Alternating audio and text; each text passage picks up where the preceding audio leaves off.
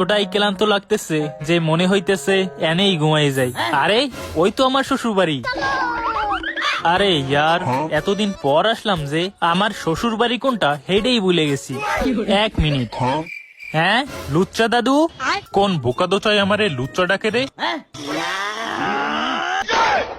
1 hour later. তো লুচ্চা দাদু, এখন আপনি কি বলবেন?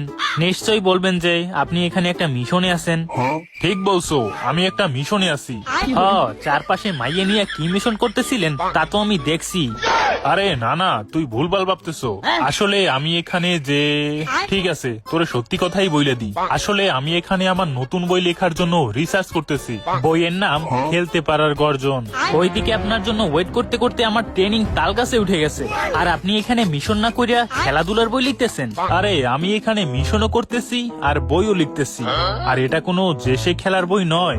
কি খেলার বই? ওইটা তোর সোনাডে দাদির কাছে জিজ্ঞাসা।